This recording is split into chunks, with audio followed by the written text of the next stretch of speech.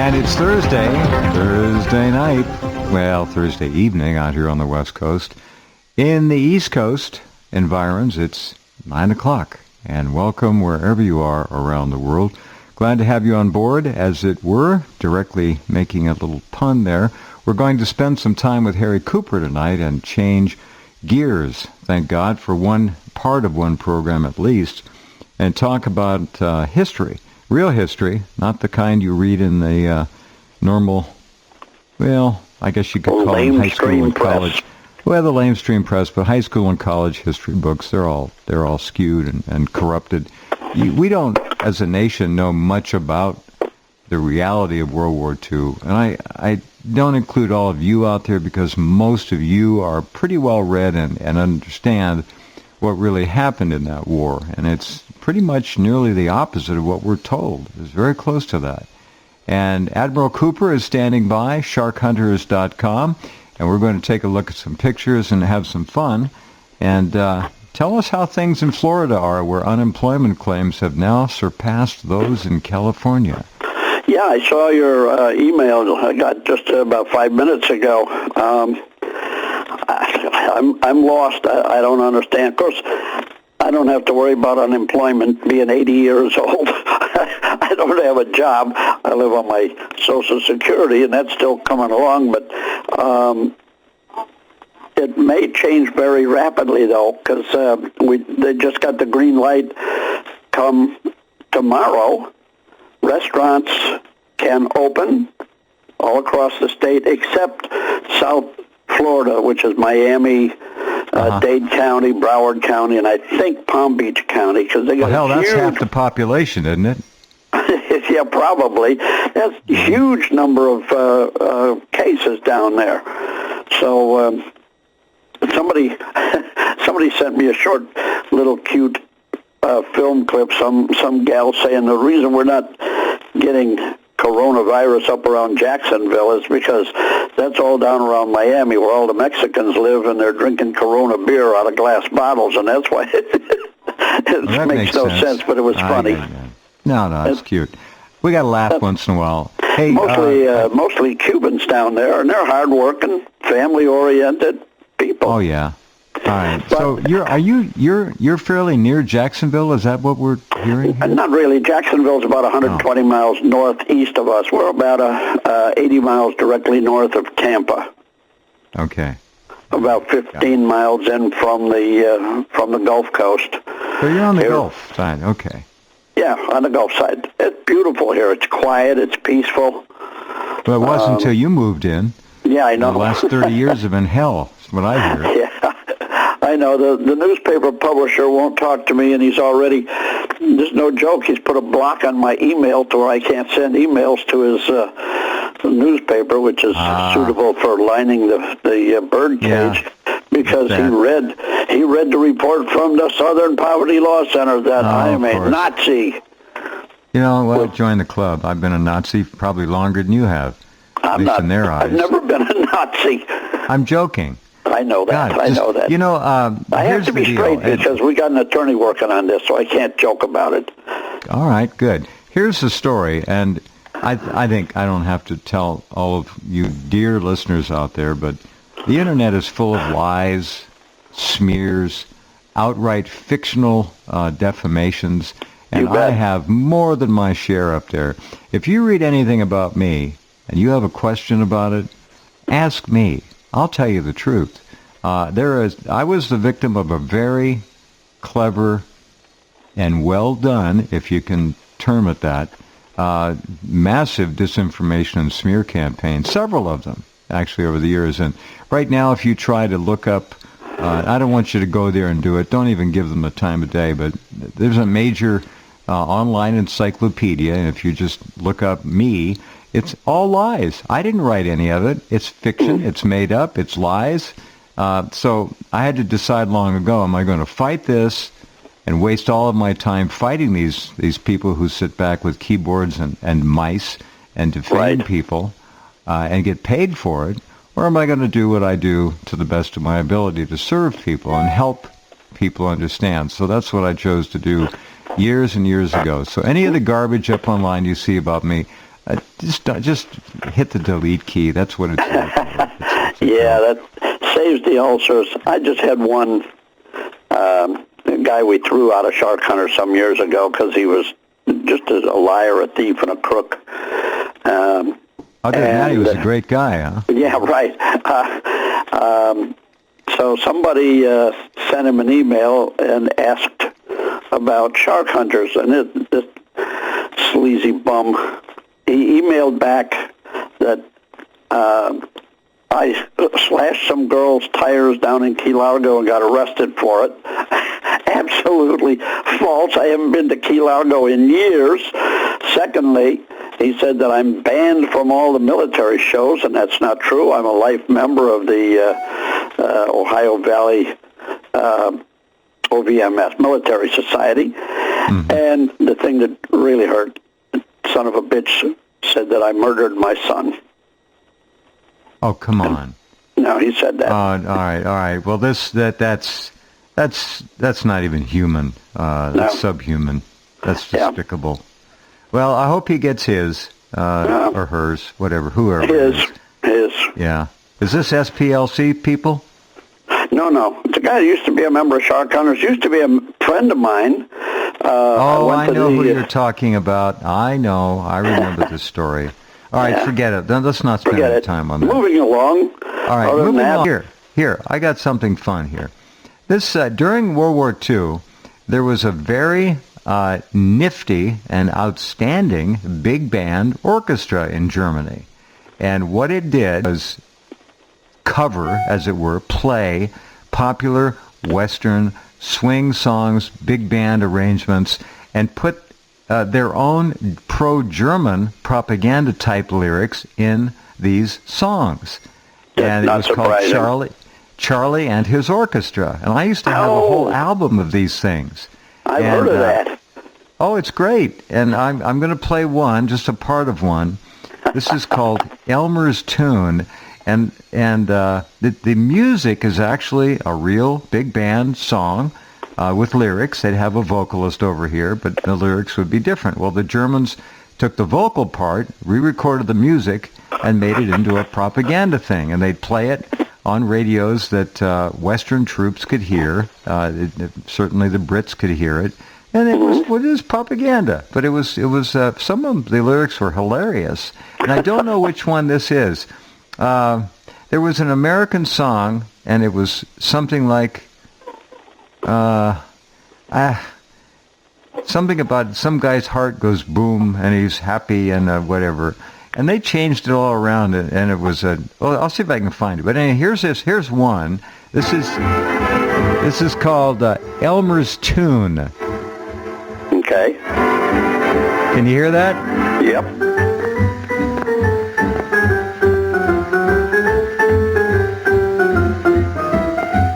Charlie and His Orchestra.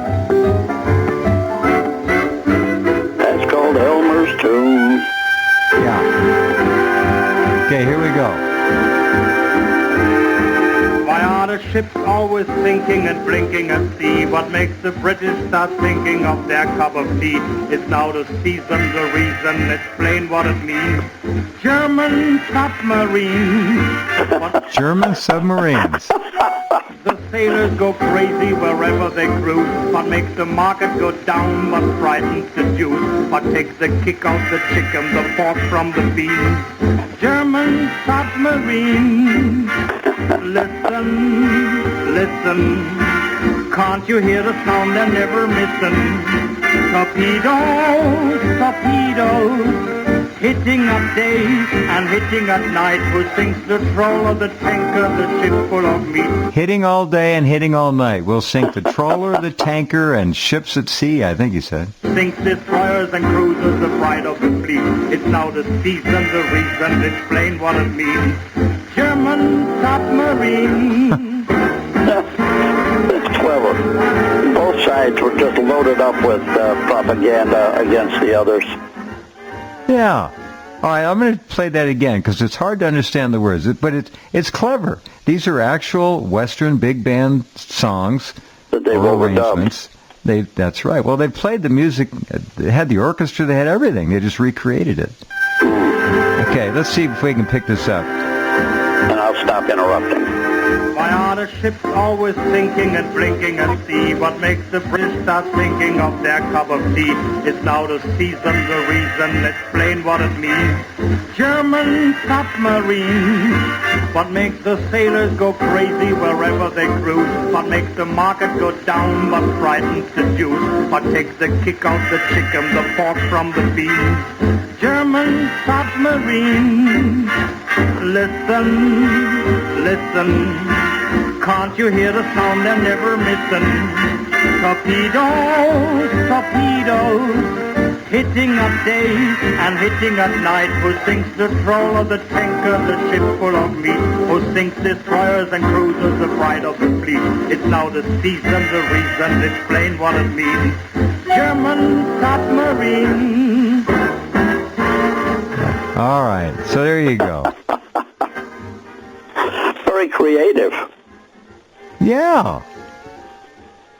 That was the kind of thing. This Charlie and his orchestra made dozens of songs during the war. Right.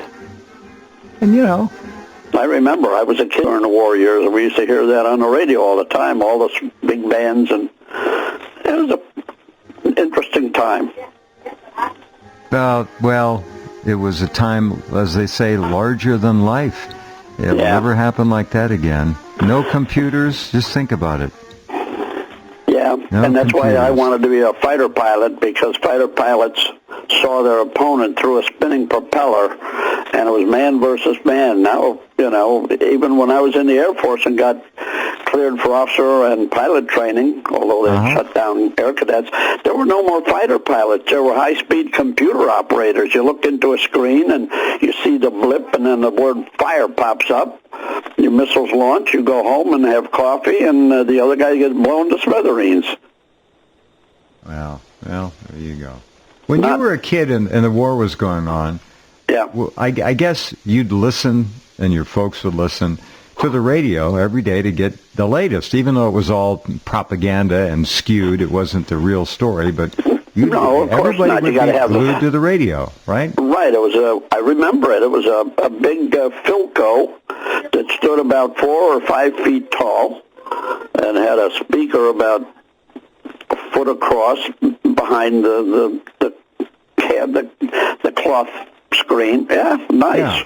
Yeah. Big fancy knobs on it. Oh, those were, well, they were televisions without a screen is what they were. You'd gather around the great big Philco, or mostly they were Zeniths, but beautiful, Zenith used to be made in Chicago where I grew up. Mm-hmm. Yeah.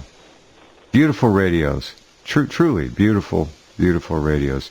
There was, doggone it, there was one here. Boom, why does my heart go boom? And it, heck is that? I'll find it. Here's another one.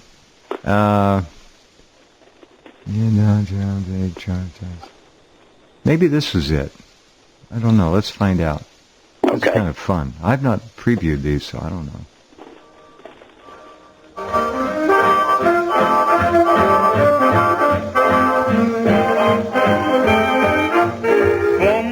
Boom. Why did my heart go boom? That's it. Me and my heart go boom, dee boom, 'cause I found you. Boom, when you are near it, boom, I could see love in bloom, dee boom, all around you. Was it at 7 or 11 or cruising above the Pacific?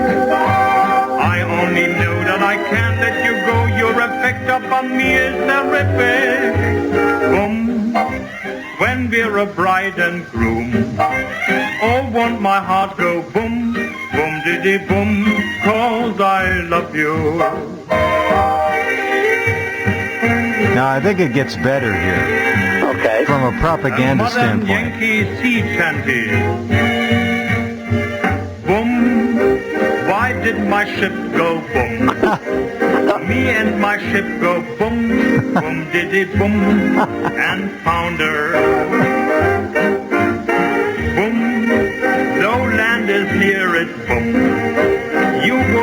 care but boom, boom diddy boom, all around her. Did you get that? Yeah.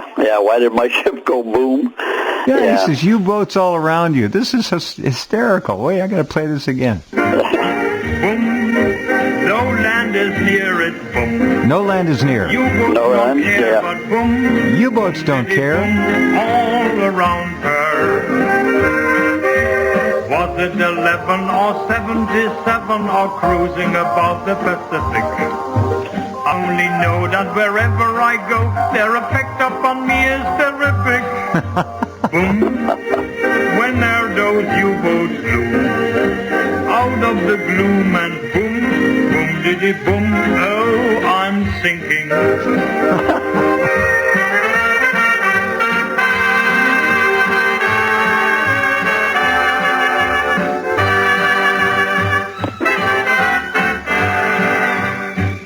See, the first part of the song contained the actual popular lyrics from over here. Right.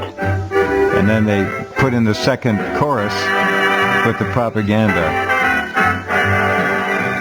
I don't know how I found this one. I heard this about 30 years ago. I found Wow. it. All right, anyway. There you go. That was this is time travel. This is what was going on over the radio waves during the war. Oh yeah. And then we had Walter Winchell, his program. He was a newscaster. The program would start with Morse code. Good evening, Mr. and Mrs. America, and all the ships at sea. This is Walter Winchell, and he'd give the news. It was an interesting time. It was an interesting time, and songs made sense, even though they might have been silly, and they rhymed, June, spoon, tune, etc. Unlike the crap they put on today, but that's my own opinion. Well, you're entitled. Let's see here. Oh, wait a minute. Let's see. See if I can do this. May 18th, 1941. North and South America and all the ships and clippers at sea. Let's go to press. Flash. London. Yep. There he is. The surrender for the Italian army in Ethiopia have just been handed to Mussolini's representatives. This will give England about 38,000 prisoners, bringing the number of Italians captured in Ethiopia to 200,000. London. Reports persisted in England today that the wife of Rudolf Hess has been arrested by the Nazi police. Akron, Ohio. A big strike in the Goodrich rubber plant here was called off today when CIO workers agreed on a 6-cent raise in pay per hour. The government today is trying to settle 18 defense strikes. Boston, Massachusetts. The condition of Franklin Delano Roosevelt Jr., who was hurt today in a motor car crash near Walpole, Massachusetts, is not serious. The president's boy, an ensign in the Naval Reserve, turned over when a tire blew. Philadelphia. Yeah, you hear the G-men are investigating the chatter in the background of the teletype. The death of Michael Regan, the watchman. Regan was found in the piles of wreckage at the yard, which deals mainly in defense work. Police believe Regan was murdered by saboteurs. New York. Murdered by saboteurs. Yeah. Suggested Saboteurs. that there's a German behind every rock. Huh? Yeah, that was, and they had the population all wound up after Pearl Harbor. They were so pumped up that Japan was going to invade California, and Japan never had any intentions of invading. They just wanted to destroy our fleet so they could continue invading Manchuria, China, etc., and neutralize our fleet, even though Yamamoto told them, don't do it.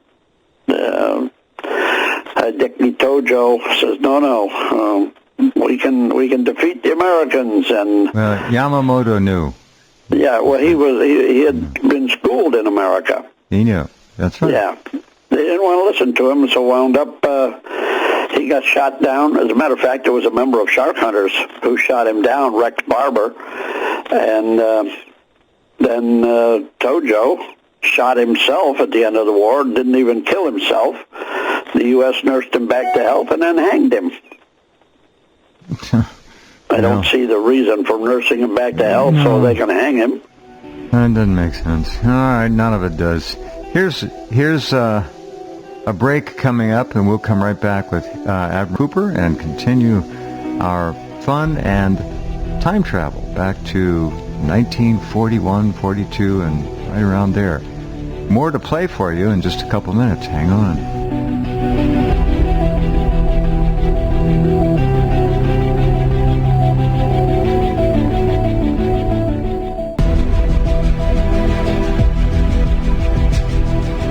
Okay, and welcome back. That was kind of fun. I'm going to do that some more. I like it. This is really fun. I know. It was fun. It was a fun time growing up. Yeah. Somebody sent me one of the pieces of filth and lies about me. All I can say is the people behind these things are truly criminals and should be locked away for decades. They're mentally ill. They're insane. They're evil. You get the jealous. There's They're that jealous, too. Jeff. Yeah. Well, I don't know. There's this Anyhow. online thing called U-boat.not, as the U-boaters used to call it, and they laughed about it. The guy who put it together was a guest in my house. He's from Iceland.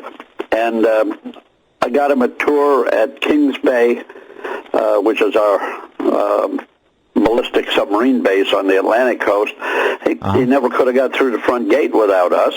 Got him a tour of the base and helped him set up his archive. And now all of a sudden he had bad things to say about us. He has no history. So many of these online U-boat alleged history things, they have forums, and you can call right in and ask for information on the German U-boat full of treasure, of course, that's been found sunk in the Sea of Tranquility, and within a couple hours you'll have 20, 30 answers on where that submarine is sunk. They don't realize that Sea of Tranquility is on the face of the moon. Well, or the Mississippi, one or the other. Oh, yeah. Oh, don't forget the Great Salt Lake. So they don't have history because I knew so many of these U-boat skippers, hundreds of U-boat veterans, dozens and dozens of skippers. Not only knew them, were friends. Otto Kretschmer, the top guy of the bunch. I had a sleeping room in his house. At a top. I was over there, I don't know how many times. You got to meet some of these people were giants, larger than life, and gentlemen. For everything I've ever heard, they were all gentlemen, honorable people. Yep. Just remarkable people. And Americans were never allowed to know that about Germans. Oh, no, Christian they were raving Nazi, horrible people. Yeah. Which just wasn't true. Nope. All right, let's listen just to a little bit more of... now, there's a commercial in the beginning here, but you got to hear this one, especially you ladies out there. Well, maybe some of you guys and some of you others, too. But this is a fun one here. This is Walter Winchell. The Jurgens Journal, featuring Walter Winchell, America's one-man newspaper. His famous column appears in the New York Daily Mirror and more than 820 other newspapers. Walter Winchell is brought to you by Jurgens, the lotion for soft, smooth, romantic hands. This gets good. Do you do this? Do you take care to keep your hands nice and smooth, but forget about your elbows? I try. Of course, you don't see your own elbows. What? But other people do. They do? So every night, pour a little Jurgens lotion in the cup of your hand. Hey, look at my elbows. Rub your elbows round and round in it. Scaly, rusty elbows soon look creamy, velvety, and young. Oh, how nice. The way your hands do when you care for them faithfully with I'm Jurgens getting lotion. some Jurgens. It takes only a second or two. Do they even make that anymore? No stickiness. It leaves no So help stickiness. keep your elbows I don't want sticky elbows. With Jurgens lotion. And now to the editorial room of the Jurgens Journal and Walter Winchell. Good evening, Mr. and Mrs. North and South American, all the ships at sea. Let's go to press. Flash. Bern, Switzerland. An unconfirmed report states that Italy is on the verge of civil war. The King and Marshal Badoglio are reported safe in southern Italy. London.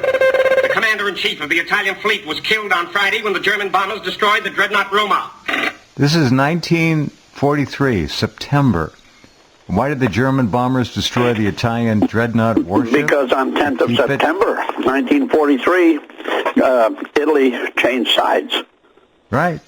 And the Germans had to go in and disarm the Italian army, and they were trying to knock out the Italian Navy, too. And the Roma was a big battleship, and it blew up. Yep. All right. Here we go. Washington, D.C. Military observers in the capital expressed the belief tonight that Mussolini's reported rescue by the Nazis is a fishing expedition on the part of the Germans to find out just where the Duce is. Well, they caught a big fish, didn't they? They actually rescued him. Yep. Scorsini was the guy that did it. Yeah, Otto Scorsini. Yep, tough guy. Richard C. DuPont of the DuPont family of Delaware was one of 4 glider pilots killed in a crash today. Whoop. Well, Richard blew it. He had a hell of a career ahead of him. Unlimited money. All right, here we go. Here's the war update. Railroad in the very same week. Over 100 persons were injured. Behind the international front, London. Hitler's reserves are committed to the last man, meaning that he will be completely unable to counterattack on the Russian front. Hitler's full strength must be used to establish a battle line in southern Europe. London experts believe that Hitler's task is an impossible one, and that spectacular events, including German collapse, are a distinct possibility in 1943. Washington, however, is less optimistic. The capital nevertheless thinks that 1944 will prove too much for the Nazis. Ankara. Hungary, Romania, and Bulgaria need assurances only of an invading Allied army to desert Adolf Hitler. Rio. All right, you get the idea. That's September 12, 1943, right in the middle of the war. Yeah, right, 2 days after Italy changed sides. Yep. Mussolini was captured. Italy changed sides, and Hitler went in there with this brilliant commando, Scorsini, and actually rescued Il Duce from a mountaintop, or nearly a mountaintop. He was way up there. Right, and Scorsini flew him out in a Fiesler Storch, a 2-seater similar to our Piper Cub. Amazing times. Scorsini was, 6'7", something like that. It's a wonder he could fit in that thing. He wanted to be a fighter pilot, but that was out of the question. The guy was just so tall, it couldn't be done. Well, okay, let's go back to guests on Rense.com. You can also get there if you forget Rense.com. Altnews.net. It works both ways. And you can go on the left side, and let's click under Harry Cooper's name for World War II German U-boats, incredible advanced designs. We're going to look at some really interesting pictures that are out of order, but we're going to lead you here and there, and so just follow along with us. Where do we start, Harry? Well, there were a lot of different designs. Everybody who knows anything about the U-boats knows about the Type 7, the most widely produced submarine ever in history, something like 800 of them that are about the Type 9, and then the super submarine toward the end of the war, the Electro boat, the Type 21 and the Type 23, which was the coastal version. But there's a bunch of others that most people, unless they really study it, most of them don't know. Plus, there was a real scam, fraud, and scandal by a couple of Americans attached to what they said was the sinking of a German U-boat, and the ship full of treasure that they torpedoed and sank off the American East Coast. We'll get to that in a moment, but they started with the Type 1.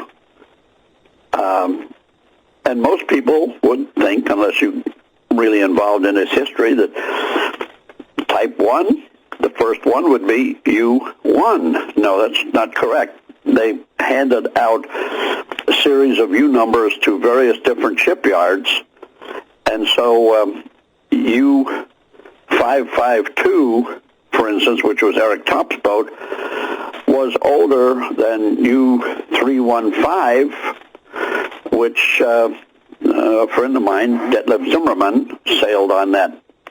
So, so Type 1 was similar to the Turkish Gur. It was an ocean-going boat,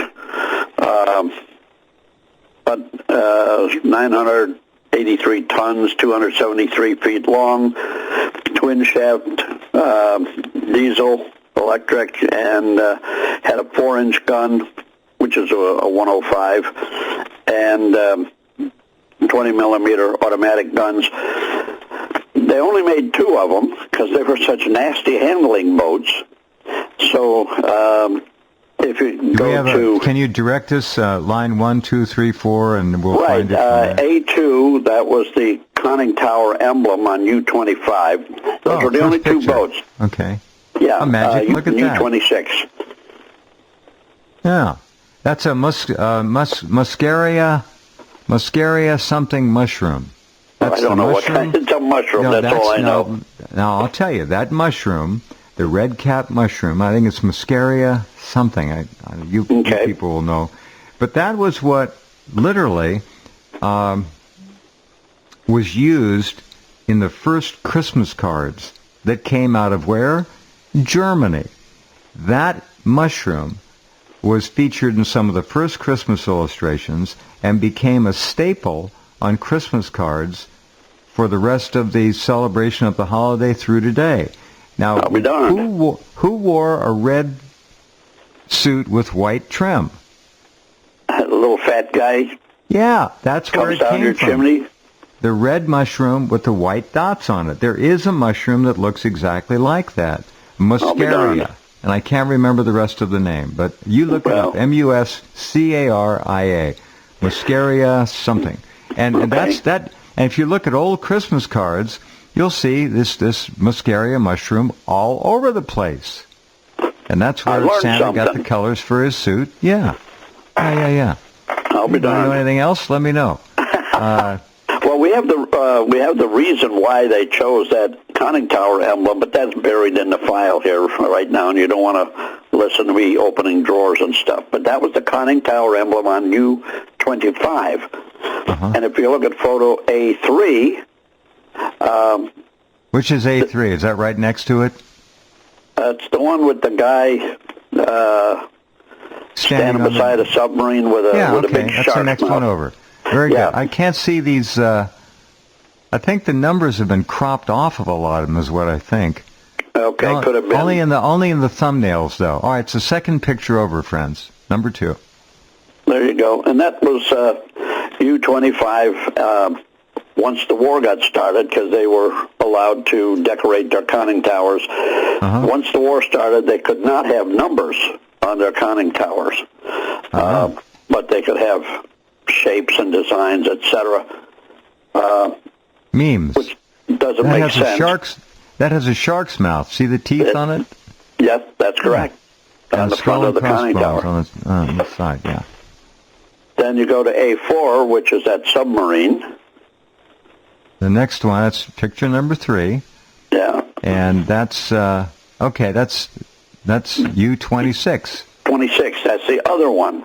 The other type 1. They only made 2 of them. U-25 and U-26. Then if you look at the next picture, A5, that's with before we go on to the next one, hold on. Before we go on to the next one, for all of you looking at the second picture, you see those teeth at the bow, those jagged edges? And some of you won't know what that is for. So tell them what those teeth are for. That's a net cutter, in case they get stuck in a net. The later war submarines didn't have it because it really was ineffective. Okay, very good. All right, picture number 4 is Mickey Mouse. That's Walt Disney's Mickey Mouse. Yeah. Disney characters were used a lot, I'm sure, without his blessing. Who the heck was it? Adolf Galland, the great fighter pilot who was also a member of Shark Hunters. He had a caricature of Mickey Mouse on the side of his aircraft with a cigar in one hand and a pistol in the other. That's right. So, and I sent to Adolf Galland's wife, to him, 2 videotapes of early Mickey Mouse cartoons from the 40s. And she said he absolutely adored them. Well, that was when it was not Mickey Mouse. That was Mortimer Mouse.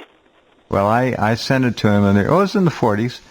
Anyway, she said he was just elated to have them. Yeah, I never met him, but we wrote back and forth quite a bit. Yeah.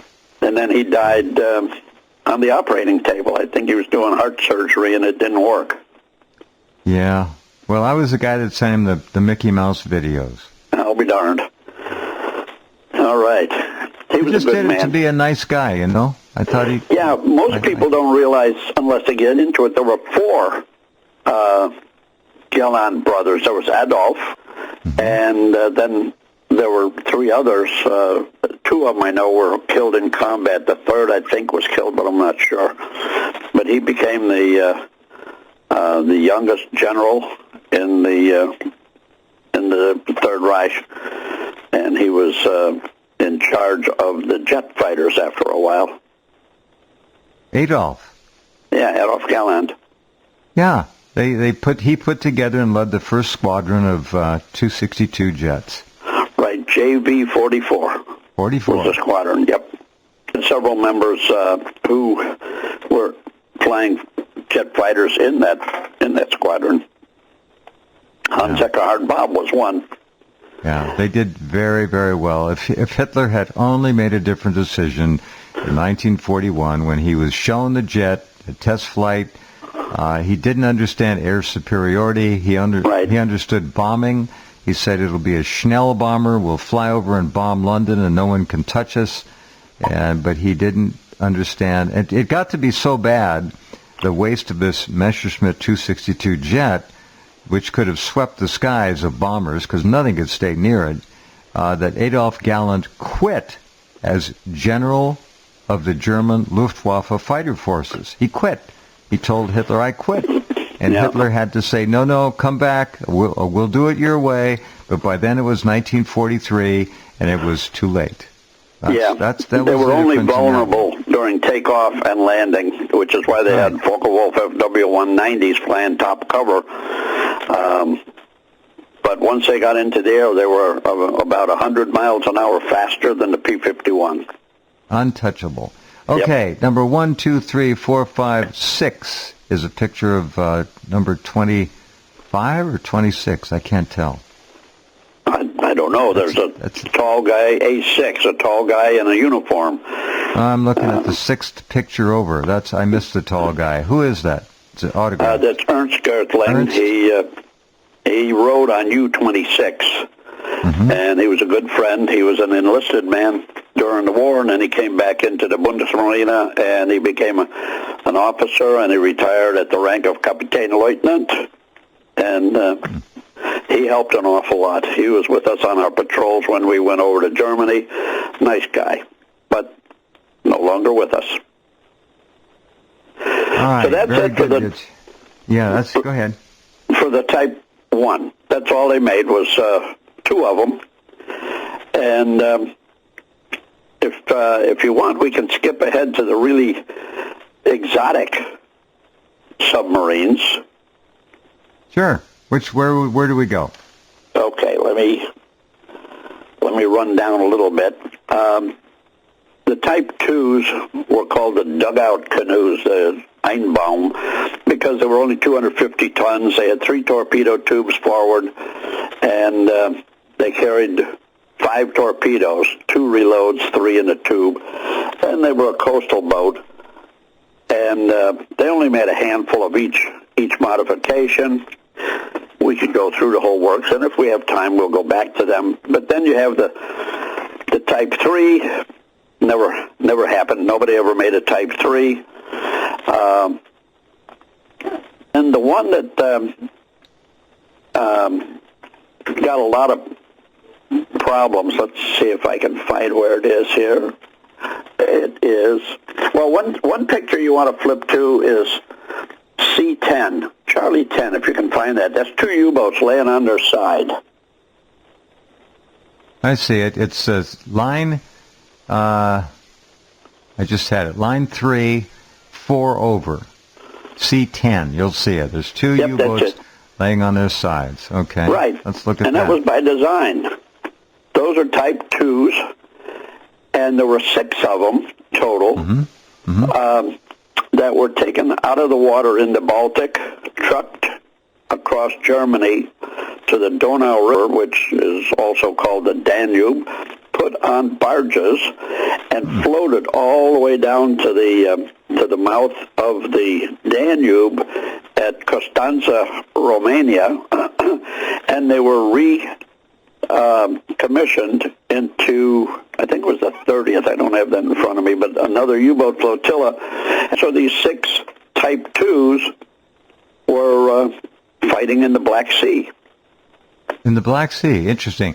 These boats that are on their sides, if I'm not mistaken, Harry, that's only the front half of 2 of them. The back half has not been... They took them all apart. Yeah. And rebuilt them and recommissioned them down there. And some of them were from very famous guys. U-9, that had been Wolfgang Lütz's submarine when he had a Type 2. U-20 had been the boat of Joachim Schepke, and U-23 was the boat of my old friend Kretschmer before he went to his Type 7 U-99. He served on the Black Sea flotilla. No, Kretschmer didn't. He served in the North Sea with U-23, but then he got bumped up to a Type 7 U-99, and somebody else took over U-23, and then it got shipped down, and what's his name? The only U-boat skipper still alive. Yeah, he's a member of Shark Hunters. We hardly communicate. Rudolf Arndt, A-R-N-D-T. And he was in command of U-20 for a while, and also U-23. But in the Black Sea, it was not the hard combat like they saw in the North Sea or the Arctic, especially not the North Atlantic. You had tons of destroyers, destroyer escorts, carrier-based airplanes, the hunter-killer groups. Whereas in the Black Sea, they didn't sink as many ships with their torpedoes as they would have in the North Atlantic. That was almost all by torpedoes. In the Black Sea, they were attacking 200-ton fishing boats, and they just shoot them to pieces with their 20 millimeters, set them on fire. So it was not the heavy combat that they saw in the North Sea or the North Atlantic. So I just thought I'd point that one out to you. All right. We've got to take a break here in just about a minute. What photo would you'd like to go to next? We got the... Oh, let's see. Let's go to the D series. Go to D1. Okay. That'll be at the end of line 3, I think. Yeah, the last photo in line 3. And we'll pull that up right now. Okay. We got U-52, U-57, and U-56. Mm-hmm. And those are 7s? No, those are Type 2. They don't look like 7s. Those are they're Type 2C. And remember, they have the number on the conning tower, so that means it's peacetime. Pre-war.